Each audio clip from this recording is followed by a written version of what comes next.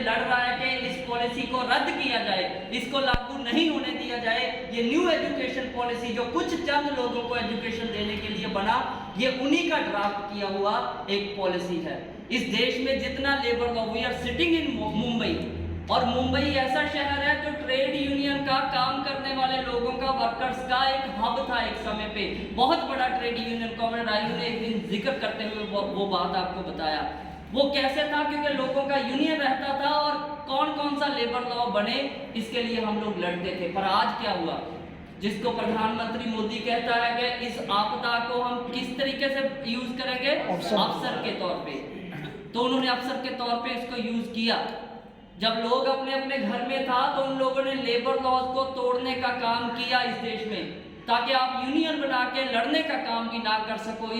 इस हद तक आज फाइनेंस कैपिटलिज्म का जो पॉलिसीज है वो रूल करता है दुनिया को। तो अगर उसके खिलाफ लड़ाई हम लोगों को लड़ना है, ऑल इंडिया स्टूडेंट्स फेडरेशन को, and it has to be very clear. बहुत बार डिस्कशन हुआ, आपका बहुत सारा क्वेश्चन मन में पेंडिंग भी होगा। अगर इस देश में इनकलाब का कोई रास्ता है तो वो सिवाय भगत सिंह के और कोई रास्ता नहीं हो सकता। ये बात हम लोगों को क्लियर होना चाहिए। अगर इस देश में किसी और पार्टी को इनकलाब करना होता या लोगों को एक सामान्य जिंदगी देना होता तो 70 साल तक इस देश में कांग्रेस का राज रहा, लेकिन नहीं मिला इस देश को। ये देश गरीब से गरीब हुआ इस देश में। तो जिस भगत सिंह को, तो भगत सिंह को फांसी क्यों लगाया? ब्रिटिशर्स ने कोई वजह रही होगी ना। हमने उधम सिंह का फिल्म देखा, बहुत सारा लोग लड़ा आजादी के संग्राम में। भगत सिंह को 24 तारीख में तय करने के बाद 23 को, बहुत अपने रूल के पक्के होते हैं, कानूनों के पक्के हैं, एक दिन पहले भी फांसी लगाने से वो गुरेज नहीं किए। क्यों? क्योंकि अगर भगत सिंह के नक्शे कदम पे ये देश चलता तो ये देश आज जिसके लिए हम लड़ रहे हैं कि आज़ादी को पूरा करवाना है, तो ये पूर्ण आज़ादी होती जो भगत सिंह का HSRA का नारा था बेसिकली। तो वो अधूरी आज़ादी को पूरा करने के लिए हम लोगों को, ऑल इंडिया स्टूडेंट्स फेडरेशन के लोगों को, हम कैंप इसीलिए किए हैं कि खाली नारा लगाने से, खाली जबरदस्त भाषण दे देने से, किसी का स्पीच को सुन के उसको फिर से बोल देने से इस देश में इनकलाब नहीं हो सकता। इनकलाब करना है तो भगत सिंह, जिस तरीके से भगत सिंह बना, बचपन से वो रेवोल्यूशनरी नहीं रहा होगा, एक माहौल मिला उसको पढ़ने का, माहौल मिलते मिलते भगत सिंह 23 साल तक की उम्र तक जाते जाते इनकलाबी बना। तो वो रास्ता जानिए। जब फांसी पे लटका भगत सिंह, खाली उस फोटो को अपने मन में नहीं रखिए ये सब का कार्यकर्ताओं के, जिस रास्ते पे चल के वो वहां तक गया, उस रास्ते का एक एक कदम नोट करिएगा। तो इस देश में आज़ादी जो अधूरी है उसको पूरा करवाने में हम अपने ही लाइफ टाइम में जरूर कामयाब होंगे। इसके लिए पढ़ना पड़ेगा साथी। ऑल इंडिया स्टूडेंट्स फेडरेशन की तरफ से हम कहते हैं कि स्टडी एंड स्ट्रगल, यही अपना नारा है ना। स्टडी सबसे पहले हम रखते हैं, स्टडी और स्ट्रगल बराबर चलेगा तो इस देश में हम peace, progress and scientific socialism, तो साइंटिफिक सोशलिज्म का धारणा क्लियर करने के लिए एक क्लास हुआ आपके लिए। पीस, प्रोग्रेस और साइंटिफिक सोशलिज्म के लिए अगर हम लोगों को लड़ना है तो विचारधारा क्लैरिटी के बिना वो नहीं किया जा सकता। भगत सिंह का वो बात जो मैं बार बार शेयर करता हूँ, एंड आई स्टिल फील कि वो चीजें शेयर होनी चाहिए, क्योंकि आज के समय में अगर इस देश को बचाना है, एक सवाल के बाद मैं भगत सिंह की वो बात करूंगा। माइनॉरिटीज पे इस देश में अटैक हो रहा है ना, आज त्रिपुरा जल रहा है ना। अभी हम लोगों ने कल ही एक नेशनल कॉल दिया, त्रिपुरा में दंगा करवाने का काम बीजेपी हुड़दंग करने का काम कर रही है, मुस्लिम्स पे अटैक हो रहा है वहां पे। ये बात सही है, पर मैं आपसे एक सवाल पूछ रहा हूं, आप माइनॉरिटी के साथ हैं या मेजॉरिटी के साथ हैं? हम सच के साथ। माइनॉरिटी के साथ हैं या मेजॉरिटी के साथ हैं? सच बहुत वेग आंसर है, बचने के लिए नहीं करिए, क्लैरिटी के लिए करिए। माइनॉरिटी के साथ है कि मेजॉरिटी के साथ है? जिसके साथ जुल्म होगा उसके साथ है, जिसके साथ जुल्म होगा उसके साथ है। किसके साथ जुल्म हो रहा है? माइनॉरिटी के साथ। फिर माइनॉरिटी पे बात आ गया। ये कॉन्सेप्ट हम लोगों को क्लियर रहना चाहिए। हम वो जितने भी लोग हैं जिनके ऊपर अटैक होता है, चाहे वो दलित हो, चाहे मुस्लिम हो, चाहे आदिवासी हो, अगर वो माइनॉरिटी है तो हम उनके साथ हैं। पर हम किस मेजॉरिटी के साथ हैं अगर ये नहीं समझेंगे तो इनकलाब के रास्ते पे आगे नहीं बढ़ा जा सकता। वो मेजॉरिटी क्या है? देश, जैसे एक शायर ने भी बात करते हुए ये कहा कि देश ऐसे नहीं बढ़ता, हिंदू, मुस्लिम, सिख, ईसाई, जात, धर्म, रंग, नस्ल ऐसे देश नहीं बढ़ता। देश को बांट के देखना चाहिए, लेकिन कैसे? अमीर और गरीब में। और जब अमीर और गरीब की बात करेंगे तो अमीर बहुत कम है, तो वो माइनॉरिटी हुए या नहीं हुए? हम सब लोग जो इस देश में शोषित हैं, जिनको लूटा जा रहा है, जिनके ऊपर हर रोज दमन शोषण किया जा रहा है, जिनको जलाया जाता है, जिनको मारा पीटा जाता है, जिनको हक की आवाज बुलंद करने तक का मौका नहीं दिया जाता, वो सब लोगों में हिंदू, मुस्लिम, सिख, ईसाई, दलित, आदिवासी, महिला, ट्रांसजेंडर सब लोग शामिल है ना। तो वो शामिल है, तो वो मेजॉरिटी जब इकट्ठा होगा इस देश में, क्या इस दुनिया में सरमाएदारों का जो माइनॉरिटी है, जो लूटने वालों लोगों का माइनॉरिटी है, वो फेल हो गई होगा और काम करने वाले लोग, मजदूर लोग सत्ता पे जाएंगे, अपनी सरकार बनाएंगे, जो भगत सिंह का, अशफाक उल्लाह खान का, सावित्रीबाई फुले का नारा था। उस एंगल से भी हम लोगों को सोचते हुए आगे बढ़ने का जरूरत है। तो जब भगत सिंह की बात हम लोग करते हैं, all India student federation Bhagat Singh के साथ साथ अशफाक उल्लाह खान का नाम किसी बीजेपी को जवाब देने के लिए हम लोग नहीं करते। हम इसलिए करते हैं क्योंकि इस देश में इसको आज़ाद करवाने के लिए जितना कुर्बानियां लोगों को करना पड़ा, उसमें किसी ने अपना जात, धर्म, रंग देख के कुर्बानी नहीं दी। उन्होंने कुर्बानी दी इस जमीन के लिए जिसमें सबका खून है, वो चाहे हिंदू हो, मुस्लिम हो, सिख हो, ईसाई हो, चाहे किसी धर्म को मानने वाले लोग ना हो। इसीलिए भगत सिंह जिस रास्ते पे चल के भगत सिंह बना, आइए उन किताबों को जानते हुए ऑल इंडिया स्टूडेंट फेडरेशन को आगे बढ़ाएं। वो पढ़ता था और वो खुद को कहता था, खुद को बार बार कहता था कि अध्ययन कर भगत सिंह, तुम अध्ययन करो ताकि तुम विरोधी की दलील का जवाब दे सको। तो हम लोगों को अगर कोई सवाल पूछेगा, उसका हमारे पास जवाब नहीं होगा, तो हमारा ट्रेनिंग पे सवालिया चिन्ह लगेगा या नहीं लगेगा? तो हर सवाल का जवाब देने के लायक बनाता है ऑल इंडिया स्टूडेंट फेडरेशन। इसीलिए भगत सिंह के रास्ते पे चलना जरूरी है। वो जेल में बैठा हुआ लास्ट मोमेंट में भी पढ़ रहा था। He had a book in his hand। वो लाल किताबें जो रूस के इनकलाब की बात करती थी, लेनिन की, मार्क्स की फिलॉसफी, जिसको पढ़ के हम साइंटिफिक सोशलिज्म लाना चाहते हैं, वो उस इनकलाब को जान रहा था और वैसा ही एक मॉडल इस देश के लिए अपने मन में सोचता था। तो वो लास्ट समय पे भी हाथ में किताब लेके भगत सिंह जेल की कोठड़ी में बंद है, बहुत कम लाइट में वो पढ़ रहा है। और 24 तारीख से एक दिन पहले 23 को फांसी का हुक्म आता है और जेलर आके उसको बोलता है भगत सिंह को कि भगत सिंह चलो तुम्हारी फांसी का समय हो गया। तो वो क्या घबराया वहाँ पे? क्या उसको कोई बेचैनी हुई? उसने किताब से नजर तक नहीं उठाई। उसने उस किताब के उस पन्ने को, उस पैरे को पूरा किया और उसको पूरा करते बोला रुको। जेलर को बोला उसने और कहा क्या? एक इनकलाबी दूसरे इनकलाबी से मिल रहा है। मतलब वो किससे मिल रहा है? वो उन इनकलाबी लोगों से तब मिल रहा है जिन लोगों ने इनकलाब करके दिखाया कि यहाँ पे सत्ता में मजदूरों, किसानों को लाना संभव है। तो उसने वो पैरे को पूरा किया। पूरा करने के बाद उसने पेज को मोड़ दिया, जैसे हम लोग किताब पढ़ते पढ़ते फोल्ड करते हैं, पन्ने को मोड़ा और किताब बंद कर दी और हंस के बोला चलिए मैं तैयार हूँ। तो जेलर हंस पड़ा और वो इतना हैरान हुआ उसके ऐसा करने से। उसको पूछा कि भगत सिंह तुम्हें तो आज दुनिया मानती है, पूरी दुनिया का मीडिया, पेपर, हर जगह तुम्हारा नाम है। क्यों? कि देश में अगर ब्रिटिशर्स को किसी ने इतना कमजोर करने की कोशिश की, ब्रिटिशर्स को निकाल देने का काम में यूथ को इन्वॉल्व किया, तो तुम लोगों ने किया। पर ये बच्चों वाली हरकत क्या है? तुम्हें पता है तुम वापस नहीं आओगे, तुम दोबारा ये किताब नहीं खोलोगे। तुमने किताब का पन्ना ऐसे मोड़ा तुम जैसे दोबारा आके इस किताब को पढ़ने वाले हो। तो भगत सिंह ने फिर हंस के जवाब दिया। वो जवाब आप लोगों के दिमाग में, ऑल इंडिया स्टूडेंट फेडरेशन के कार्यकर्ता के दिमाग में रहना चाहिए। तो उसने हंस के कहा क्या? वो बोला जेलर साहब मुझे पता है मैं वापस नहीं आने वाला, और मैं तो एक सोशलिस्ट सोच वाला आदमी हूँ। मुझे तो दोबारा जन्म होगा या कोई पिछला जन्म है, मुझे ऐसा भी कोई वहम नहीं है। मैं नहीं आऊँगा दोबारा, मुझे पता है। पर ये किताब, ये मोड़ा हुआ पन्ना, ये आने वाली नस्लों के लिए संदेश है कि जितना काम मैंने किया वो मेरे हिस्से का। आने वाली नस्लें इंकलाब का काम इसी पन्ने से, इसी किताब से शुरू करेंगी और आगे बढ़ेंगी। वो जिम्मेदारी भगत सिंह के साथ हमारा कोई सिर्फ इमोशनल अटैचमेंट नहीं होना चाहिए कि हम लोग बस उसके जैसा पगड़ी पहन लिए, मूछें उसके जैसा कर लिए, गाड़ी पे फोटो लगा लिया, वो सब चीजें हों, दिल में रहे, लेकिन भगत सिंह आपके दिमाग में बसना चाहिए। वो उसके विचारों को पढ़े बिना नहीं हो सकता। तो भगत सिंह के रास्ते पे चलने वाली ऑल इंडिया स्टूडेंट्स फेडरेशन के आप सब लोग कार्यकर्ता हो, हर चीज़ से अपडेट रहिए। ये स्कूल आई कैन गारंटी कि यहाँ पे जितना बड़ा समुद्र की हम बात करते हैं खजाने की, उसमें से शायद चंद बूंदे आपको मिली हों, सिर्फ कुंजी मिला होगा उस दरवाजे को खोलने का। आगे का स्टडी करने का काम हम सबका है, स्टेट लेवल की सब लीडरशिप के लोगों का है कि स्टडी सर्कल चला के हम दुनिया को समझें। अफगानिस्तान में क्या हो रहा है उसको हमें पता होना चाहिए, फिर हमें ये सब कहलाने के हकदार है।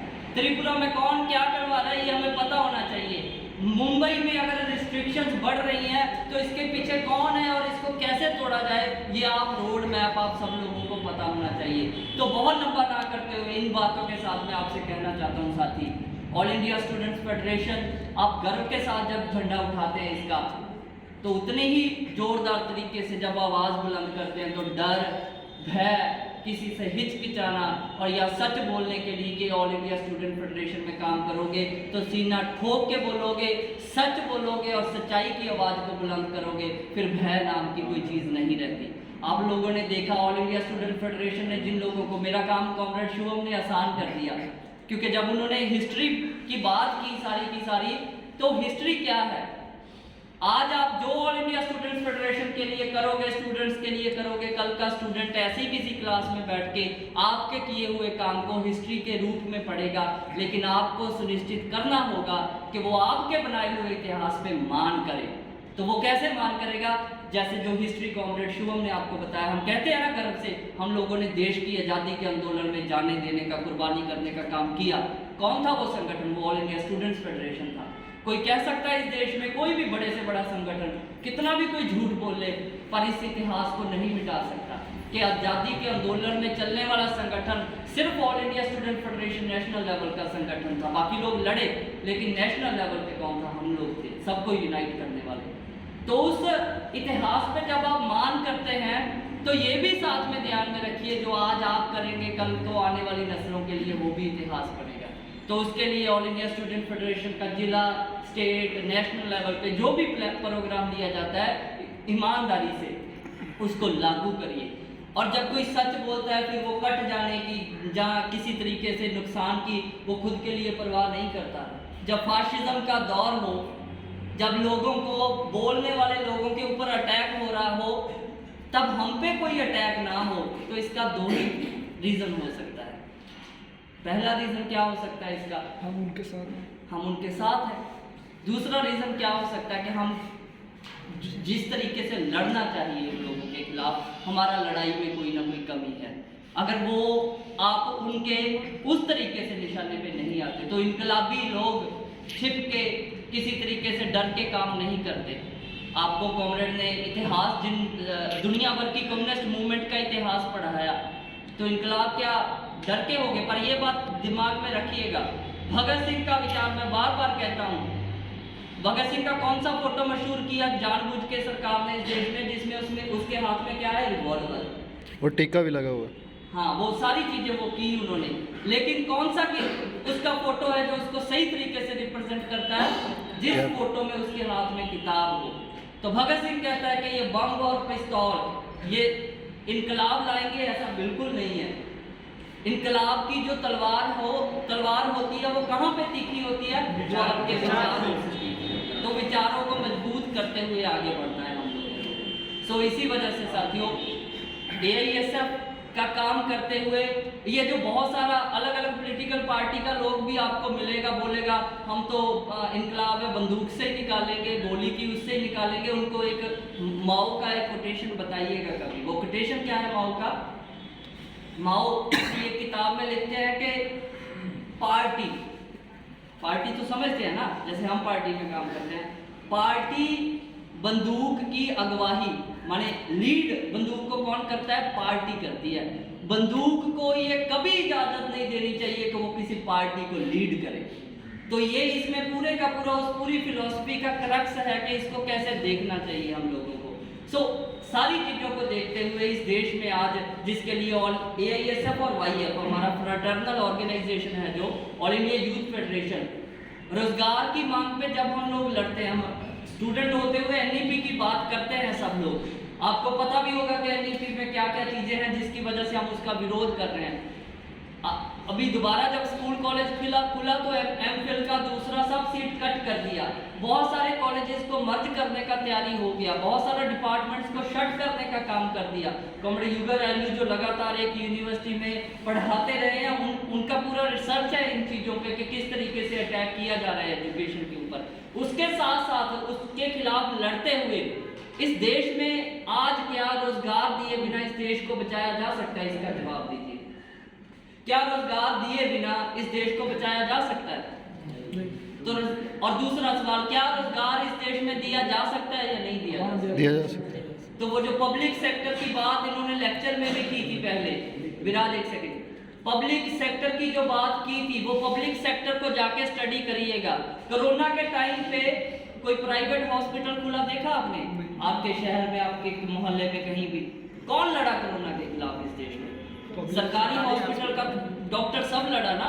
अगर सरकार ये कहती, हुक्म करती कि जितना प्राइवेट हॉस्पिटल है अगर वो कोरोना में लोगों की सेवा नहीं करेंगे, सबका लाइफ टाइम लाइसेंस रद्द किया जाएगा, तो सब खोल के रखता है या नहीं रखता? जब लूटना है लोगों को तो फिर प्राइवेट सेक्टर पूरे का पूरा खुला रहता है, लेकिन जब लोगों की हेल्प करनी होती है, जब कोई मुसीबत बनती है सोसाइटी पे, तो प्राइवेट सेक्टर नहीं काम करता। हम एजुकेशन का प्राइवेटाइजेशन और इसका कमर्शियलाइजेशन के खिलाफ क्यों हैं? इसी वजह से है क्योंकि ये बेसिकली डिस्क्रिमिनेटरी मोड पे खड़ा है। ये देखेगा कि आपकी जेब का वजन क्या है। तो कोई भी हो, चाहे किसी के पास पैसा है या नहीं है, सबको शिक्षा मिले, ये ऑल इंडिया स्टूडेंट फेडरेशन का नारा रहा है और तब तक रहेगा जब तक सबको फ्री, अनिवार्य और साइंटिफिक एजुकेशन नहीं मिल जाता। साइंटिफिक हम क्यों बोलते हैं? अब और भी जरूरी हो गया, बोलते तो पहले भी थे।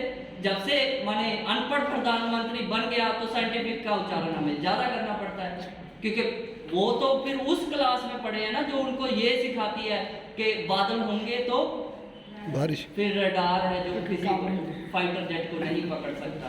प्लास्टिक सर्जरी हुई थी तो कब हुई थी? हिंदुस्तान प्रदेश के समय पे हुई थी। हम बाहर नहीं ये बातें करते, लेकिन हम लोगों को पता होना चाहिए कि अनसाइंटिफिक टेम्परामेंट कैसे भरा जाता है लोगों में। तो एआईएसएफ का लड़ाई इसके खिलाफ भी है। एपीजे अब्दुल कलाम को आप सब लोग जानते हो, जब वो कहीं जाते थे तो गर्व के साथ हम कहते थे कि एपीजे हमारे देश से है। आज कोई कहता है गर्व के साथ, मैंने भक्तों की बात छोड़ के, कि मोदी हमारे देश का प्रधानमंत्री है, we are proud of it. No, कह ही नहीं सकता बंदा। जिसमें जरा सा भी जमीर बाकी है वो नहीं कह सकता। क्यों? क्योंकि एजुकेशन के बिना आपका इज्जत नहीं बन सकता। तो एजुकेशन का बचाने का लड़ाई इसीलिए हम लोग लड़ते हैं। उसी के साथ जो रोजगार की बात है, फाइनल पॉइंट पे मैं अपनी बात खत्म करूंगा। आज ऐसा कौन सा कानून है जिसके बारे में हम लड़ते हैं कि ये कानून पार्लियामेंट पास करे और सबको रोजगार बनेगा की बात हम लोग करते हैं। तो बनेगा का कई बार फुल फॉर्म लिखने में भी आप लोग फेसबुक पे गलती कर देते हो। वो क्यों होता है? क्योंकि हम उसको स्टडी करने का काम कि किस तरीके से रोजगार हम मांगते हैं और कैसे दिया जा सकता है वो कम करते हैं। आज से हमें वो काम भी शुरू करना है। हमने नेशनल काउंसिल में तय किया कि एक डॉक्यूमेंट निकालेंगे हम उस पर अंडरस्टैंडिंग के साथ, ताकि आप सब लोगों में वो भेजा जा सके। पर मोटा मोटी तौर पे हम क्या कहें एआईएसएफ और वाईएफ की तरफ से कि भगत सिंह के नाम से, ताकि देश में किसी को भी ऑब्जेक्शन नहीं होना चाहिए। अरुणाचल प्रदेश से लेके गुजरात तक, कन्याकुमारी और कश्मीर तक, हर जगह भगत सिंह के नाम पे एक भी आदमी खड़ा होकर कह दे कि हम उसका विरोध करते हैं, नहीं होगा। इवन पाकिस्तान नहीं करता। पाकिस्तान माने साझा था, पूरे का पूरा हिंदुस्तान था। तो भगत सिंह के नाम से हो, पूरे देश के लिए हो। Bhagat Singh National Employment Guarantee Act बनना चाहिए। जब तक ये एक्ट नहीं बनेगा तब तक इस देश के लोगों को स्कीम के तौर पे तो कोई माने रोजगार के मेले लगते सुने हैं ना आपने? रोजगार मेले लगते हैं अलग अलग स्टेट में। रोजगार नहीं मेले क्या होते हैं? मेले मंडी को कहा जाता है। मंडी जो पहले लगती थी सामान बेचने के लिए, आपको जो पसंद है, जानवरों की मंडियां लगती थी या नहीं लगती थी? आज भी लगती हैं। क्या इंसान जानवर है? रोजगार लेने के लिए वो मेले में जाएगा, वहां पे कौन अच्छा है कौन बुरा है कंपनी सिलेक्ट करेगी। ये रहमो करम नहीं चाहिए, रोजगार का गारंटी चाहिए इस देश में, और वो बनेगा को पारित किए नहीं किया जा सकता। इसीलिए एआईएसएफ की तरफ से हम लोग इसको 4 कैटेगरी में बांटते हुए, सबसे पहला कैटेगरी के अनस्किल्ड, ये हम नहीं कहते ये देश की सरकार का बनाया हुआ परफॉर्मा है, कैटेगरी है। अनस्किल्ड एक कैटेगरी मानती है सरकार, उसके बाद वो मानते हैं semi skilled, then the third category is skilled और fourth category and they call it the highest level category highly skilled. तो 4 तय हुआ।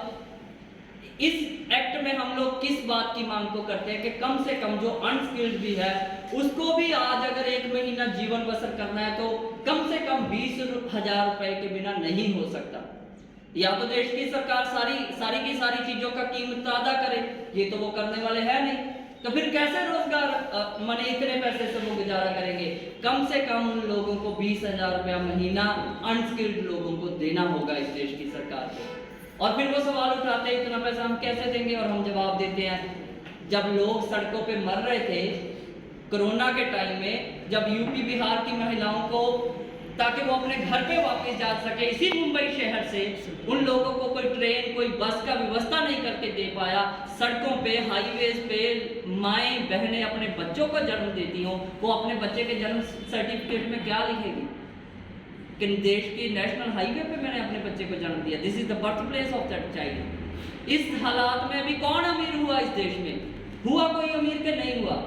अदानी का अंबानी का दौलत पहले से भी दुगना कैसे हो गया? तो इस पॉलिसी को समझते हुए कि हम लोगों को लूटा जा रहा है, इसीलिए लोग हर रोज गुर्बत में जाते हैं और दूसरी तरफ अंबार लग रहे हैं दौलत के। तो वो दौलत हम लोगों के पास बिना काम को क्लेम किए बिना रोजगार दिए आ सकता है क्या? वो नहीं आएगा जब तक आप लोग रोजगार में नहीं होंगे। इसी साल सबसे लोवेस्ट लेवल पे हमारा जीडीपी था, आपने पढ़ा होगा, था ना? एक चीज सबसे हाईएस्ट लेवल पे थी इसी साल में, वो क्या था? अनएम्प्लॉयमेंट रेट इस देश का। तो आप क्या समझते हैं कि जीडीपी जो अनएम्प्लॉयड लोग हैं उनको रोजगार दिए बिना नेशनल इनकम कैसे? आपने पॉलिटिकल इकोनॉमी में पढ़ा, नेशनल इनकम तब बढ़ता है जब लोगों को काम दिया जाता है और जब प्रोडक्शन होती है और उस प्रोडक्शन में सब लोगों का हिस्सा होता है। तो काम मिलेगा तो जीडीपी बढ़ेगा या नहीं बढ़ेगा इस देश का? तो इसी वजह से देश को बचाने के लिए, अनएम्प्लॉयमेंट को खत्म करने के लिए रोजगार की गारंटी हो इस देश में, मनरेगा का कानून बने, न्यू एजुकेशन पॉलिसी को खत्म किया जाए इस देश में, और भगत सिंह के सपनों पे चलते हुए जो जैसी आजादी उसने सोची थी, किसी के रहमो करम पे नहीं। क्यों नहीं हक होना चाहिए मेरे गांव में काम करने वाली एक साधारण महिला को कि अगर उसका रूस घूमने जाने का मन है तो वो जाए? क्यों नहीं जा सकते वो लोग? जाना चाहिए या नहीं जाना चाहिए? लेकिन वो कैसे संभव होगा जब तक कैपिटलिस्ट व्यवस्था को हम लोग उखाड़ के नहीं फेंकते, तब तक ये संभव नहीं है। एडजस्टमेंट कर लेना या किसी तरीके से हम सोचे कि चलो ये सिस्टम भी चलता रहे और हम लोगों को कुछ कुछ मिल भी जाए, तो उसको क्या बोलते हैं हम? खैरात बोलते हैं, इनकलाब नहीं बोलते। इनकलाब का मतलब ही ये है कि पूरे स्ट्रक्चर का बेसिक्स में बुनियाद तब्दीली करना। तो उस तब्दीली के लिए रास्ता कठिन हो सकता है, मुश्किल हो सकता है, थकाने वाला हो सकता है, लेकिन वो रास्ता धोखा नहीं देता। इंसान आते रहेंगे, इंसान जाते रहेंगे, लेकिन वो रास्ता वही रहेगा, मंजिल वही रहेगी। हम चलते आए हैं और चलते जाएंगे उस रास्ते पे। इस दिए को जलते रखना, इस मशाल को जलते रखना, इसमें तेल की जगह खून डालना पड़े तो खून डालना, लेकिन वो मशाल जलती रखना हमारा काम है। आने वाली पीढ़ी जो पहले गुजर गई पीढ़ियां, उन्होंने उस मशाल को जिंदा रखा। ये विचार जिंदा रहा, इसीलिए तो आप पार्टी क्लास कर रहे हैं मार्क्सवाद के बारे में। अगर सब कुछ दफन कर दिया होता तो आप जानते हैं इसके बारे में। तो बहुत सारे लोगों ने इस आइडिया को जिंदा रखने के लिए कुर्बानियां किया ना। हम क्या कहते हैं, कौन इस देश का जो मोदी है वो कैसा आदमी है? दुनिया का एक उदाहरण देते हैं, किसके साथ मिलाते हैं उसको? हिटलर। हिटलर को किसने हराया इस दुनिया में? स्टालिन का फौजों ने हराया ना उसको। तो उस जिस रेवोल्यूशनरी की बनाई हुई फौजों ने, जो देशभक्त लोग थे, कुर्बानियां दे दे के उसको रोका और उसको बताया कि नहीं, दुनिया पे नाजियों का राज हम नहीं होने देंगे, इनकलाब का एक रास्ता है, उसके साथ हम लोग आगे बढ़ेंगे। तो हमारा देश भी आज़ाद हुआ, तो बहुत बड़ा कंट्रीब्यूशन उन लोगों का है उसमें।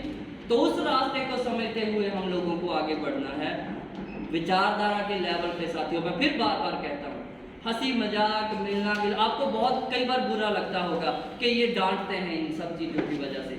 ये क्लास है, यहाँ पे गलती करिए, डांट भी खाइए, कोई दिक्कत नहीं। बाहर जाके गलती करेंगे तो किसका नाम बदनाम होगा? आपका। आपके साथ एक बहुत बड़ा नाम जुड़ा है, बहुत बड़ा फैमिली का नाम। What is that family? उस फैमिली का नाम को किसी भी तरीके तरीके से नीचे नहीं जाने देना है हम लोगों को। जितना रोशन आज है उससे भी रोशन करना है। इसके लिए हम लोगों ने नेशनल काउंसिल का मीटिंग में जो फैसला लिया वो आप लोगों के सामने मैं क्विकली, ताकि आपको याद रहे कि वापस जाके क्या क्या काम आपके करने वाले हैं वो आप लोग कर पाए। 19 नवंबर को हम लोग इस देश में न्यू एजुकेशन पॉलिसी को आप लोग जाके पढ़िए, उसका ड्राफ्ट क्या है ये सबका डॉक्यूमेंट भी आपको भेज देंगे। उसको समझते हुए ऐसे नहीं कर देना खाली हम नहीं मानते, अच्छा सरकार ने पॉलिसी लाया हम नहीं मानते तो क्या फर्क पड़ता है आपका। मीडिया में जाते हैं ना ये सब का हम लीडर बन के सब लोग, तो जब जाते हो तो एक एक चीज का जवाब होना चाहिए आपके पास। इसीलिए न्यू एजुकेशन पॉलिसी में है क्या क्या और उसको कैसे क्रिटिक करना है उसको पढ़ना है। हम लोग 19 नवंबर को इसी ये महीने में आने वाले में एक mass email campaign national centre की तरफ लॉन्च करेंगे। इस देश का जो एजुकेशन मिनिस्ट्री है उसको लिखेंगे कि अलग अलग स्टेट में किस तरीके से न्यू एजुकेशन पॉलिसी ने डिस्ट्रॉय किया एजुकेशन सिस्टम को, और साथ में ये भी बताएंगे कि अल्टरनेटिव एजुकेशन पॉलिसी क्या होता है और लोगों को कैसे सबको शिक्षा दी जा सकती है। तो मास ईमेल कैंपेन, हर कोई ईमेल जो भी यूज करता है वो ईमेल लिखेगा सरकार को, और उनका ऑफिस उनका सर्वर उस दिन आपका ईमेल से डाउन हो जाना चाहिए, उनका कंप्यूटर काम ना करे, इतना लोग आपको इंश्योर करना पड़ेगा कि लोग ईमेल भेजेगा इस मुद्दे पे। उसके बाद हम 26 नवंबर आने वाला 26 नवंबर खास है, किस वजह से आपको याद है?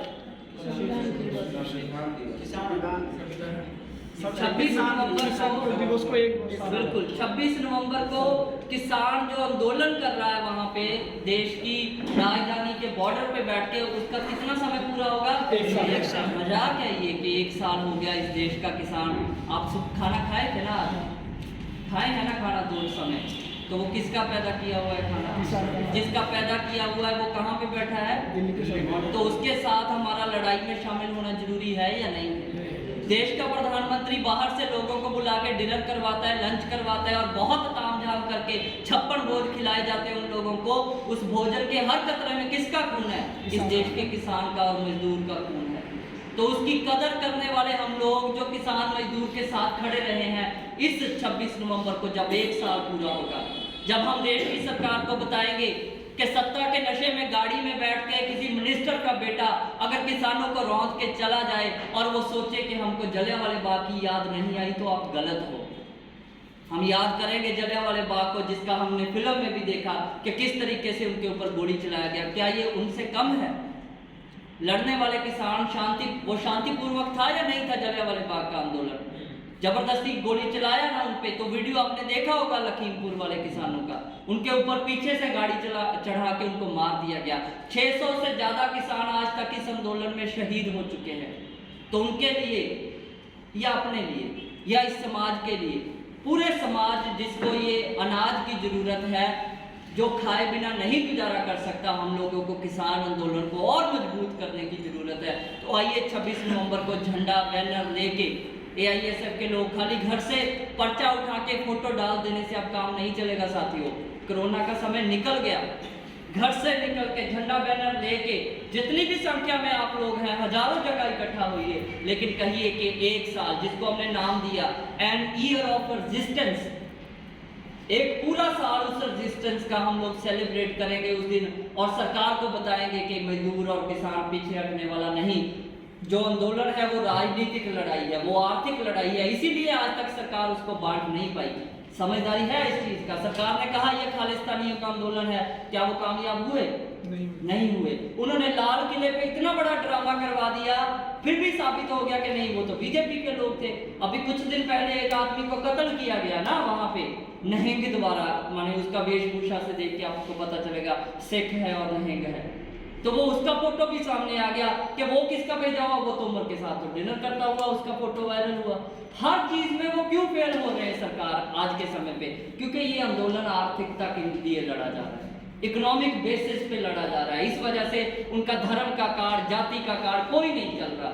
हम लोगों को इस समय का मौका देखते हुए, ताकि इस समय एक सरकार को जो अपने आप को समझती है कि हमें कोई नहीं रोक सकता, उसको एक और धक्का देने के लिए किस तरीके को हम लोग सड़कों पे निकलेंगे?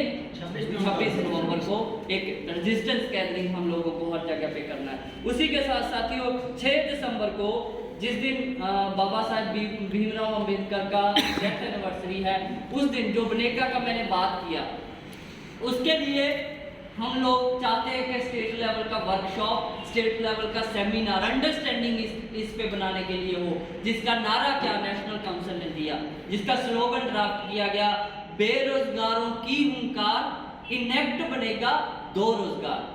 पहला लाइन हिंदी में, तीसरा लाइन हिंदी में, दूसरा लाइन इंग्लिश में के बनेगा का कानून इनेक्ट करो, मतलब कानून बनाओ। बेरोजगारों की हुंकार, इनेक्ट बनेगा दो रोजगार। तो इस नारे के साथ पूरे देश में यूथ स्टूडेंट्स लोग सड़कों पे उस दिन निकलेंगे। 26 दिसंबर, आपको पता रहना चाहिए कि नीट का एग्जाम, हम AISF में काम करते हैं तो उस पर क्लैरिटी हो।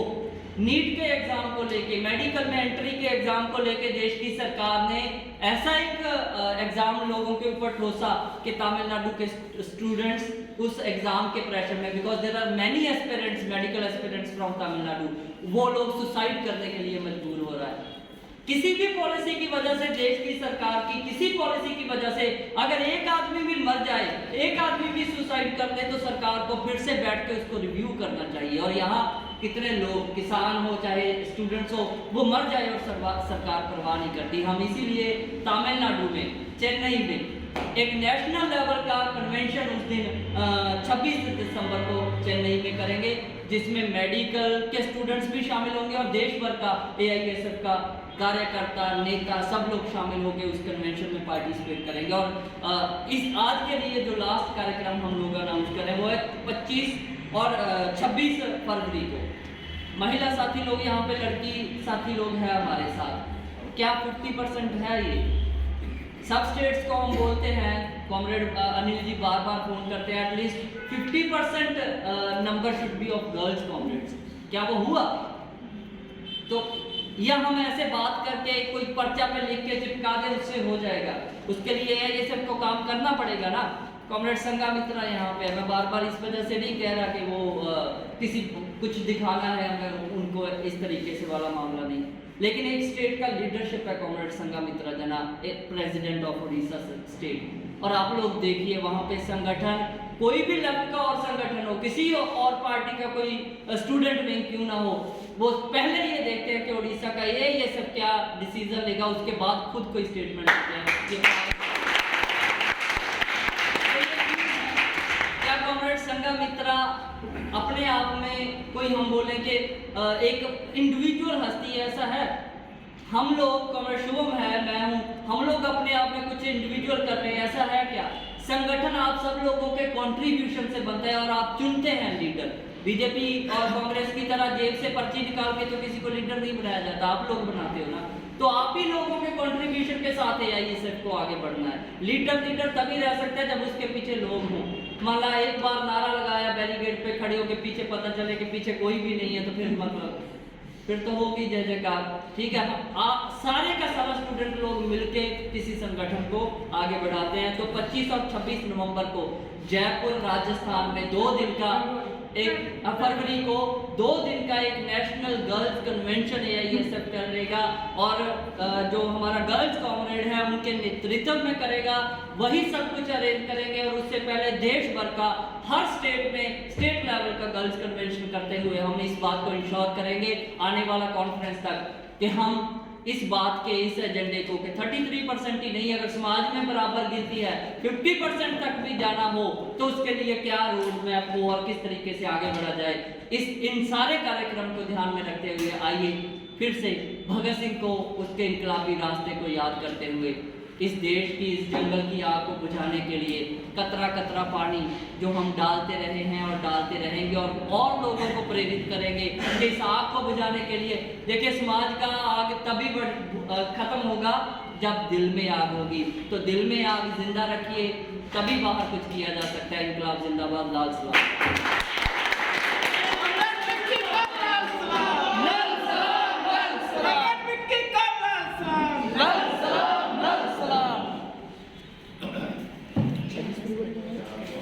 साथी विक्की को बहुत बहुत धन्यवाद। बहुत ही उत्साहवर्धक, इंस्पायरिंग इन्होंने लेक्चर दिया और AISF के उद्देश्यों आपके सामने रखा।